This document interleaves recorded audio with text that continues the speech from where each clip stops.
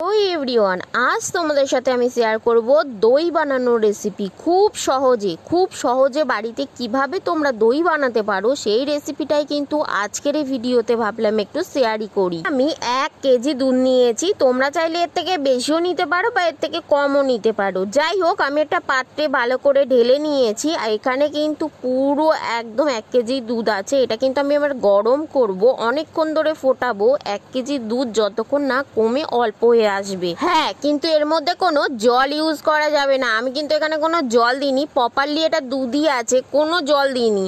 তো এটাকে ফোটাতে হবে অনেকক্ষণ ধরে, যতক্ষণ না এই দুধ কমে একদম নিচের দিকে চলে আসছে। আমার কিন্তু 1 কেজি দুধ অনেকটাই কমিয়ে দিতে হবে, তাই জন্য কিন্তু আমি অনেকক্ষণ ধরে ধৈর্য ধরে ধরে কিন্তু আস্তে আস্তে করে আমি দুধটাকে ফুটিয়ে নিচ্ছি। দুধটা যখন কমে এসছে অনেকটা, তার মধ্যে কিন্তু আমি একটু এলাচ দিয়েছিলাম আর দিয়েছিলাম চিনি, দিয়ে ভালো করে ফুটিয়েছিলাম, অনেকক্ষণ ধরে ফুটিয়েছিলাম। এবার আমি নামিয়ে নিয়েছি, নিয়ে কিছুক্ষণ ধরে ঠান্ডা করে নেব। অনেকক্ষণই ঠান্ডা করতে হবে, যতক্ষণ না একটা আঙুল আমি দিয়ে বুঝবো যে ঠান্ডা হয়ে গেছে ততক্ষণ কিন্তু এটাকে ঠান্ডা করতে হবে।